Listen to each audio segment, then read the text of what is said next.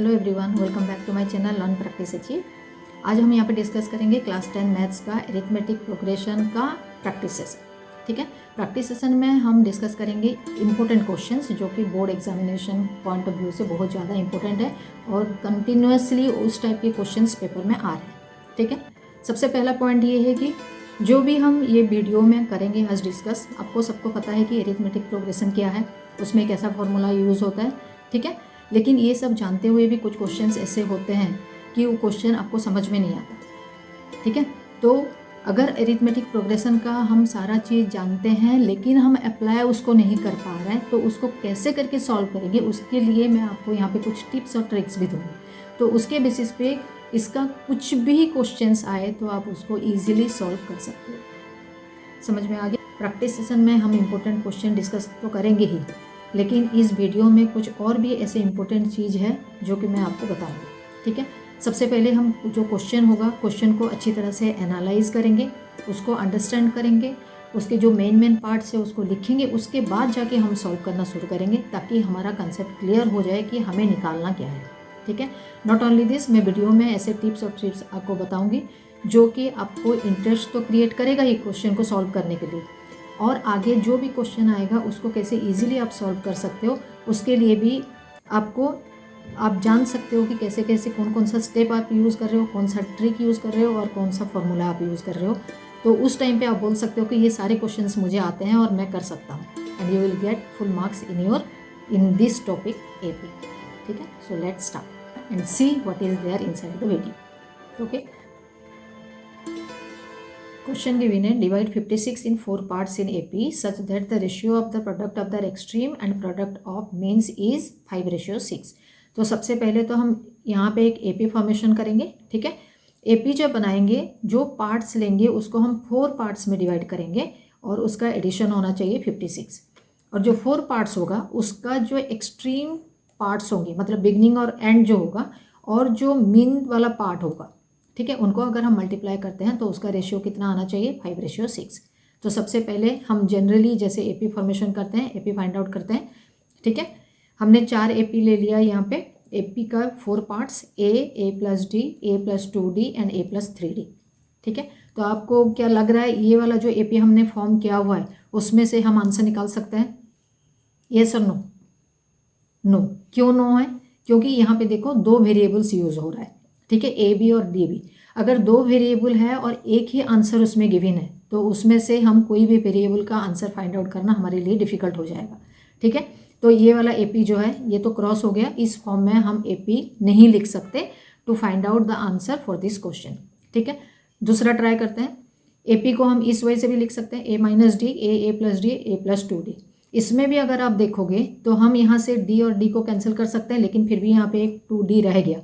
तो मेरे हिसाब से ये वाला AP भी अगर हम लिखेंगे तो इसमें से भी हम आंसर फाइंड आउट नहीं कर सकते। ठीक है, नेक्स्ट वाला देखते हैं, A-2D, A-D, A+D, A+2D। इसमें तो हो सकता है क्योंकि ये -2D + 2D कैंसिल हो गया, -D + D कैंसिल हो गया, सिर्फ A रह गया। A को अगर हम 56 करते हैं तो आंसर निकल जाएगा। निकलेगा आंसर? इसमें भी नहीं निकलेगा। क्यों नहीं निकलेगा? यहाँ पे ट्रिक यूज़ होता है। ठीक है, इसीलिए नहीं निकलेगा क्योंकि जो 4 पार्ट्स में हम डिवाइड करेंगे, ठीक है, तो जो AP निकलेगा, AP में से हम यहाँ से तो A ले लेंगे, लेकिन इसमें जो आंसर हम निकाल रहे हैं वो निकल नहीं सकता क्योंकि उनके बीच में जो गैप है वो गैप इक्वल तो है, लेकिन इसमें कुछ चेंजेस है जिस वजह से आंसर हम निकाल नहीं सकते। तो क्या चेंजेस है वो मैं नेक्स्ट स्टेप में आपको बताऊँगा। ठीक है, हमारा फाइनल जो स्टेप है वो है A-3D, A-D, A+D, A+3D। ठीक है, तो इसमें देखो, इसमें भी -3D + 3D हम कैंसिल कर सकते हैं, -D + D हम कैंसिल कर सकते हैं, तो हमारे पास यहाँ पे भी 4A आ गया जो कि यहाँ पे भी आ रहा था। ठीक है, लेकिन हम ये वाला पार्ट को लेंगे और ये वाला पार्ट को नहीं लेंगे। क्यों नहीं लेंगे? उसका रीज़न ये है कि जब भी हम कोई भी नंबर को 4 पार्ट्स में डिवाइड करते हैं तो 4 पार्ट्स मतलब क्या हो गया, इवन नंबर में हम डिवाइड कर रहे हैं। ठीक है, जब भी हम इवन नंबर में डिवाइड करते हैं हमेशा ये चीज़ हमारे अपने दिमाग में रख लो कि अगर कोई एपी हम फॉर्मेशन कर रहे हैं और उसको 4 इक्वल पार्ट्स में हमें डिवाइड करना है कोई भी नंबर को, तो हमेशा एपी के बीच में जो टर्म्स हैं उनके बीच में जो गैप होगा वो हमेशा इवन नंबर होना चाहिए। ये इसका ट्रिक है और टिप्स भी है, ठीक है। तो यहाँ पे a-3d और a-d इनके बीच में जो गैप है that gap is equal to 2d which is an even number. लेकिन अगर ये वाला नंबर लेते हो, इसमें 4a तो आपको मिल जाएगा, लेकिन यहाँ पे d और d के बीच में जो गैप है 2d और d के बीच में वो सिंपल d है, मतलब वो ऑड नंबर हो गया। समझ में आ गया? तो मेन ट्रिक आपको यहाँ से ही यूज़ करना है और इसी वजह से यूज़ करना है ताकि आगे का क्वेश्चन जो है उसको आप सॉल्व कर पाओगे, अदरवाइज सॉल्व नहीं होगा क्वेश्चन। क्लियर? तो कमेंट बॉक्स में ज़रूर लिखना अगर जो टर्म्स है एपी का टर्म्स अगर 5 है या 6 है तो कौन सी एपी आप यूज़ करोगे। क्लियर? समझ में आ गया? नेक्स्ट स्टेप में जाते हैं। हमें अभी हमारा फाइनल एपी का फॉर्मेट मिल गया है, ठीक है। So last let the 4 numbers of the AP is equal to a-3d जो हमने लास्ट में लिया था, ठीक है, a-d, a+d और a+3d। तो अभी हम क्या करेंगे, अकॉर्डिंग टू द क्वेश्चन इसका एक्सट्रीम टर्म्स और मेन टर्म्स निकालेंगे। एक्सट्रीम टर्म्स मैंने क्या बताया था, जो फर्स्ट और लास्ट वाला पार्ट है a-3d और a+3d, मतलब बिगनिंग और एंड पार्ट जो है वो है एक्सट्रीम, और बीच का जो पार्ट रह गया दैट आर मीन्स, मतलब बीच का पार्ट में क्या क्या रह गया है a-d और a+d, ठीक है। अकॉर्डिंग टू द क्वेश्चन क्या है, प्रोडक्ट ऑफ द एक्सट्रीम और प्रोडक्ट ऑफ द मीन्स हमें निकालना है। तो प्रोडक्ट ऑफ द एक्सट्रीम मतलब हम मल्टीप्लाई करेंगे a-3d और a+3d को, ठीक है। तो ये दोनों को मल्टीप्लाई करते हैं। यहाँ पे देखो ये a-3d a+3d में ये आइडेंटिटी हम यूज़ करेंगे a² - b² वाला, ठीक है। तो यहाँ पे आंसर आ जाएगा a² - 9d²। समझ में आ गया? उसके बाद second part of the question में क्या था, product of the means. Means मतलब बीच का जो 2 पार्ट रह गए थे a-d और a+d, इसको मल्टीप्लाई करेंगे। वही सेम आइडेंटिटी हम यूज़ करेंगे जो आइडेंटिटी हमने फर्स्ट इसमें यूज़ करा था a² - 9d² फाइंड आउट करने के लिए, ठीक है। तो यहाँ पे भी आंसर आ गया a² - d²। क्लियर? तो हमारे पास प्रोडक्ट ऑफ द एक्सट्रीम आ गया, प्रोडक्ट ऑफ द मीन्स आ गया। अभी हमें फाइंड आउट करना है अकॉर्डिंग टू द क्वेश्चन जो भी गिवन है उसके बेसिस पे इसको हम फॉर्मूला में डालेंगे, ठीक है। The ratio of the product of their extreme and product of means is equal to 5:6। तो प्रोडक्ट ऑफ एक्सट्रीम और प्रोडक्ट ऑफ मीन्स जो हमने निकाला उसको अभी रेशियो के फॉर्म में लिखते हैं यहाँ पे। तो a² - 9d² ratio a² - d² is equal to 5:6। इसमें से अभी हम सॉल्व करेंगे रेस्ट ऑफ द पार्ट को।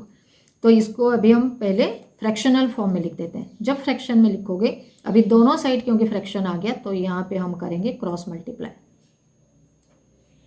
ठीक है। जैसे नॉर्मल अलजेब्रा में आप सॉल्व करते हो ऐसे करके इसको सॉल्व करना है अभी। तो 6a² - 9d² is equal to 5a² - d² हो गया, ठीक है। अभी d² को हम एक साइड ले आएंगे और a² को एक साइड ला के आंसर फाइंड आउट करेंगे, ठीक है। तो ये हो गया 6a² - 54d² और यहाँ पे 5a² - 5d²। तो अभी दोनों को माइनस कर देते हैं। माइनस करने के बाद आ गया a² is equal to 49d²। तो क्योंकि a² है और यहाँ पे भी स्क्वायर है तो हमें a² नहीं चाहिए, हमें a चाहिए। तो a का वैल्यू फाइंड आउट करने के लिए हम क्या करेंगे, 49d² का स्क्वायर रूट निकाल देंगे। तो answer is equal to a is equal to 7d हो गया। मतलब a का आंसर नॉर्मल नंबर में नहीं निकल के d के साथ ही निकला है, ठीक है। तो अभी हम क्या करेंगे, उसी में से जो first part of the question दिया हुआ है उसमें से अभी वैल्यू पुट करके निकालेंगे रेस्ट ऑफ द पार्ट। क्या निकालेंगे, क्वेश्चन में गिवन है जो एपी है जिसको आपने 4 पार्ट्स में डिवाइड किया था उसको अगर हम सम करते हैं तो कितना आना चाहिए, 56 आना चाहिए, ठीक है। तो हमने 4 टर्म्स क्या क्या लिए थे, a-3d, a-d, a+d, a+3d। इसमें से जैसे मैंने स्टार्टिंग में बताया था -3d + 3d कैंसिल हो गया और यहाँ पे -d और +d कैंसिल हो गया। तो 4a is equal to 56, then a is equal to 14 आ गया, ठीक है। लेकिन इसका प्रीवियस में हमने क्या फाइंड आउट करा था, a is equal to 7d। तो इसी a में हमने लगाना है 14 और वैल्यू फाइंड आउट करेंगे d का, ठीक है। तो 14 इज इक्वल टू 17d हो गया, तो d इज इक्वल टू हो गया 2। तो a हमारे पास आ गया 14, d हमारे पास आ गया 2। अभी हम क्या करेंगे, यही a और d को जो हमने AP फॉर्म करा था स्टार्टिंग में उसी में ये सारा वैल्यू पुट करके नंबर्स फाइंड आउट करेंगे, ठीक है। So the required numbers are, क्या क्या हो जाएगा, a माइनस 3d में वैल्यू पुट करा, a minus 3d is equal to 8 हो गया, then a minus d that is equal to 12, then a plus d that is equal to 16 and a plus 3d that is equal to 20। अभी आप ये चारों number देखो, all these 4 numbers are in the form of AP. So the 4 parts of 56 which are in the form of AP are 8, 12, 16 and 20. इनके सबके बीच में जो difference है वो डिफरेंस कितना है, 4। Okay, so this will form an AP and जब हम ये सारे नंबर को ऐड करेंगे 8, 12, 16 और 20 you will gate 56। So this is your answer. Clear, समझ में आ गया? ओके स्टूडेंट्स, आज इस वीडियो में जो भी क्वेश्चन हम डिस्कस करें आपको ज़रूर समझ में आ गया होगा। इसी वीडियो में आज हमने डिस्कस किया क्वेश्चन को कैसे एनालाइज करना है, ठीक है, और उसके बाद क्वेश्चन को अच्छे से पढ़ के कौन सा टाइप का उसमें एपी यूज़ होगा और कैसे यूज़ होगा, किस टाइप के क्वेश्चन में, वो भी हमने यहाँ पे बताया हुआ है। उसके साथ साथ मैंने वहाँ पे कुछ आपको टिप्स और ट्रिक्स दिए हुए हैं जिसके बेसिस पे आप एपी रिलेटेड कोई भी क्वेश्चन को ईजिली सॉल्व कर सकते हो। So to get more, subscribe to my channel and don't forget to hit the bell icon to get all my new upcoming videos. Till then, bye.